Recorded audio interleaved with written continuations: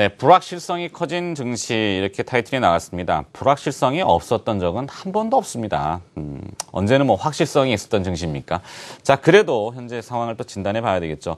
말씀드리는 순간 지수는 좀 많이 안정 찾고 있고요. 코스피, 코스닥 모두 플러스 쪽으로 다시 돌고 있습니다. NH투자증권의 김병현 연구위원 나와 계시네요. 어서 오십시오. 안녕하십니까?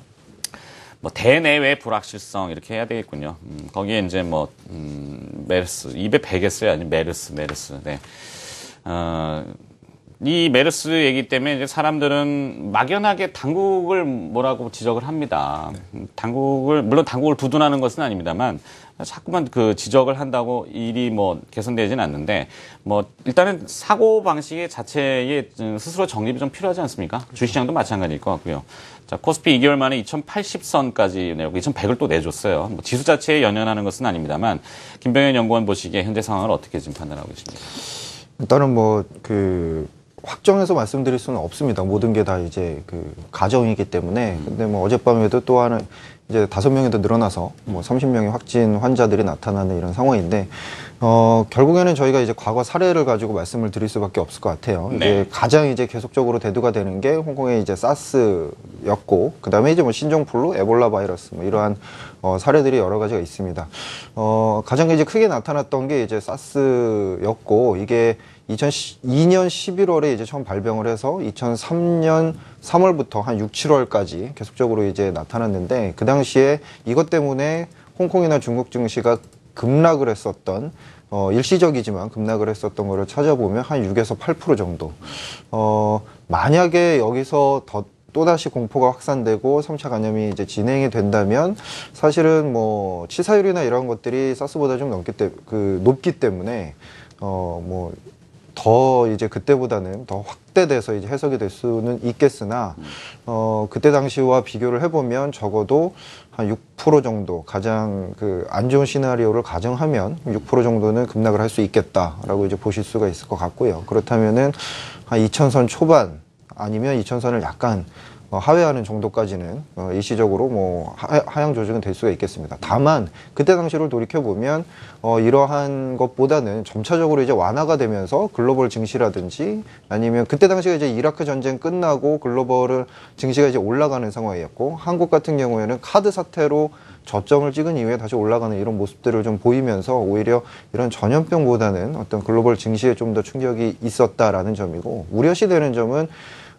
소비 심리 지수는 하락을 했습니다. 결국에는 소비가 하락을 하고 서서히 회복하는 과정을 좀 나타냈다라는 점에서 가장 우려스러운 점은 한국의 뭐 카드 사용액이 약간 좀 증가하는, 그러니까 수출이 안 되는데 소비는 좀 살아나고 있는 이런 상황이다라고 이제 정부에서 하는이나 이런 쪽에서 이제 해석을 내놓은 상황이었는데, 여기서 다시 소비가 감소하고, 더구나 이제 한국에서 소비를 많이 해주는 중국의 인바운드 수요가 많이 좀 줄어들 수 있다는 점이 가장 큰 이제 걱정거리다라고 할 수 있을 것 같습니다. 네, 지금 화면에도 잠깐 나갔습니다만 외출을 많이 안 하시면서 소비 패턴이 홈쇼핑, TV 집에서 네, 그런 얘기가 나오더라고요. 참 이게 뭐 우프다 그래야 되나요? 네. 참 이상한 일이긴 한데, 사실 감기도 인플루엔자 아닙니까? 맞습니다. 인플루엔자의 완치제는 없는 걸로 제가 알고 있습니다. 뭐 지금 이 메르스 같은 경우도 백신 얘기가 좀 돌았습니다만, 백신 개발하는데 적어도 전문가들이 얘기는 5년에서 10년 정도 걸린다고 하더군요. 글쎄 뭐 면역력이 커지면 이겨낼 수 있는데, 시장도 이제 면역력은 어느 정도 좀 키울 단계로 접어들지 않았나 싶습니다. 냉정한 금융시장이잖아요. 그러니까 내부적인 이벤트보다는 외부의 시선을 돌려보면은 뭐 그리스 문제라든지 미국의 금리 인상이라든지 이런 쪽에 대한 파악은 어떻게 하시는지요? 가장 중요한 거는 글로벌 금리가 뭐 국채 금리가 한동안 상승을 했다가 이제 다시 되돌림을 보이고 있지만, 이런 금리에 따른 환율이 가장 이제 큰 이제 변수라고 할 수가 있겠습니다.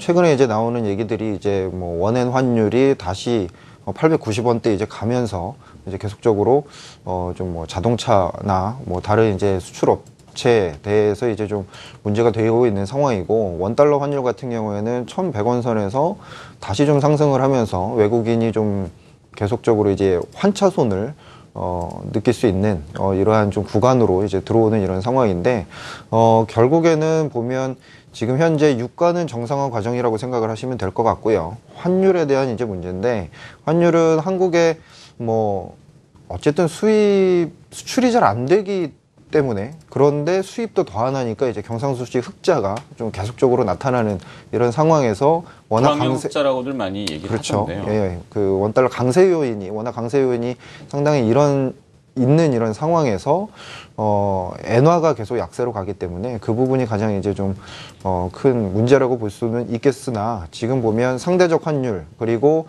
펀더멘탈적인 측면으로 본다면 한 1,100원 선 초반 아니면 뭐 1,100원 선을 조금 이제 하회하는 이런 선에서 횡보하는 이런 장세가 좀 나타날 가능성이 좀 높고 결국에는 미국의 이제 금리 인상 관련해서 결국에는 이제 6월은 아니고 6월 FOMC에서 옐런이 어느 정도 이제 시그널을 주느냐가 가장 이제 관건이라고 할 수 있을 것 같습니다. 네.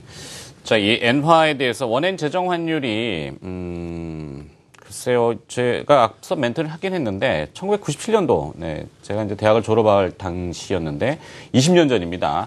그때 엔원 재정 환율은 690원, 100엔당. 그다음에 그 10년 후에 2007년도에는 750원. 지금이 이제 890원 정도 됩니다. 그러니까 그 당시에도 그렇게 뭐 난리가 났었던 적은 없는 것 기억이 납니다. 현대차 그때도 잘 했고. 근데 너무 이제 그 시장에서는 부산스럽게 엔저에 대해서 막 공포다 막 이렇게 하는 것은 아닌지 김병현 연구원의 생각을 좀 들어보고 싶네요. 중요한 점은 그겁니다. 환율이라는 거는 워낙 뭐 그 자국 입장에서는 환율이 그러니까 강세로 가면 어떤 펀더멘탈적인 체력이 좋다라는 측면이기 때문에 환율의 강세로 가면 상당히 좋은 측면이고 오히려 약세로 가면 어떤 뭐 외환 보유고가 적다든지 뭐 이러한 것들이 계속 이제 나타날 수 있는 상황입니다. 한국은 지금 현재 뭐 불황형 흑자긴 하지만 워낙 강세에 대한 그런 유인이 상당히 이제 많은 이런 상황이고 결국에는 환율은 점진적으로 변한다면 크게 시장이나 아니면 전반적인 기업에서 이제 대응하는 것들이 크게 문제가 되지는 않는데 결국에는 변동성이 얼마나 크냐라는 게 가장 이제 중요한 거거든요.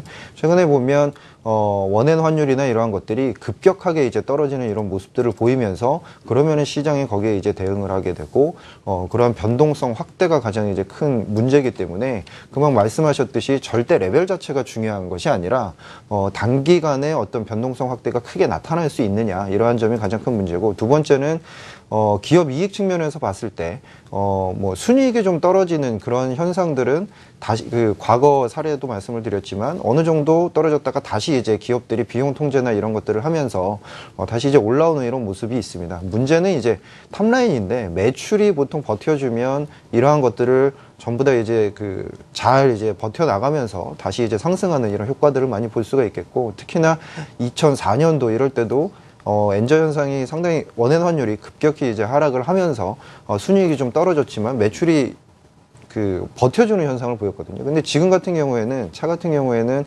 점유율이 하락이 좀 나타나고 있다는 것들이 네. 그러니까 전체적으로 기업 매출이 늘지 않고 순이익만 느는 이런 기형적 구조가 좀 우려스럽다라고 볼 수 있을 것 같습니다. 네.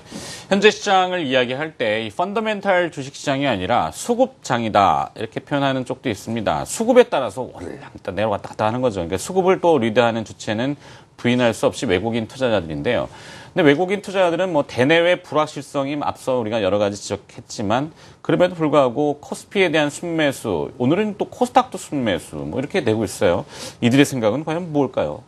장기적으로 보면 유럽에서 3월부터 QE가 시작하면서 영국계 자금이 계속 지금 들어오고 있는 이런 장기 상황입니다. 투자 자금이라고. 그렇죠. 네. 적어도 뭐 한 4, 5개월 정도는 계속 유입이 되는 이런 상황이니까 계속적으로 이제 들어올 수 있는 유인들을 계속 이제 마련을 해주고 있는 이런 상황인데 여기서 중요한 점은 금방 말씀드렸던 단기적으로 보면 물론 환차익을 보고 주식시장을 들어오지는 않지만 주식시장에 대한 캐피탈 게인 그러니까 이제 상승 요인 플러스 환율까지도 같이 이제 보고 들어오는 이런 상황인데 여기서 이제 단기적으로 환차손이 좀 나타나는 이런 상황이 나타나기 때문에 환율이 좀 위로 튀는 이런 상황이 되면 매수가 줄어들든지 아니면 약간의 매도세가 나타나는 이런 모습들이 좀 나타납니다. 그래서 앞서서 제가 말씀드렸듯이 환율이 좀 가장 큰 키일 것 같다라고 이제 말씀을 드리는 이유가 어떤 외국인의 포지션이나 이런 것도 연관이 되고 있는데 전반적으로 보면 글로벌리하게 유동성은 여전히 풍부한 이런 상황에서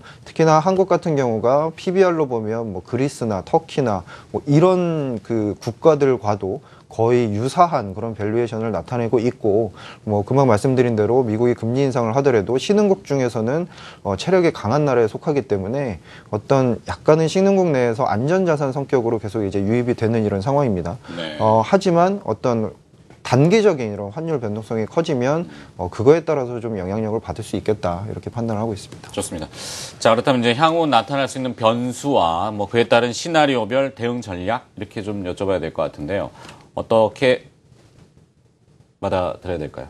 일단은 뭐 상반기에 주도주라고 그러면 이제 화장품과 헬스케어 뭐 이렇게 말씀드릴 수가 있을 겁니다. 그럼 하반기에도 계속 될 거냐? 일단 메르스 사태가 어떻게 될지는 모르겠으나 결국에는 중국의 인바운드 수요가 상당히 좀 감소할 수 있는 이런 상황에서 밸류에이션 자체가 높기 때문에 뭐 울고 싶은데 뺨 때린 격이 될 가능성이 좀 높다라는 점에서 어떤 화장품보다는 약간 제약 업종은 계속적으로 좋아질 이럴 가능성이 좀 있다라고 보고 있고요. 두 번째로는 유가가 좀 정상화되는 과정이 계속 나타나고 있는 이런 상황이기 때문에 화학이나 에너지주 같은 경우에는 점진적인 이제 이 개선 속도가 나타날 수 있겠습니다. 큰 그림으로 보면 금리는 어느 정도 바닥을 쳤다. 물론 금리 인하 얘기도 있고 하반기 추경 가능성도 좀 제기가 되고 있는 이런 상황이지만 금리가 전저점을 뚫고 내려가기는 힘들다라는 점을 좀 감안을 한다면 아무래도 은행 업종에 대해서는 점진적인 이제 매수세가 들어올 가능성이 높습니다. 따라서 헬스케어, 그다음에 화학에너지, 은행 업종 이렇게 세 개 업종 정도는 가져가시는 것이 좋을 것 같습니다. 잘 들었습니다. 마켓 진단이었습니다. 불확실성이 커지는 증시 어떻게 대응해야 되는지 현재 상황을 진단해봤고요. 전략까지 알아봤습니다. NH투자증권의 김병현 연구위원이었습니다. 고맙습니다.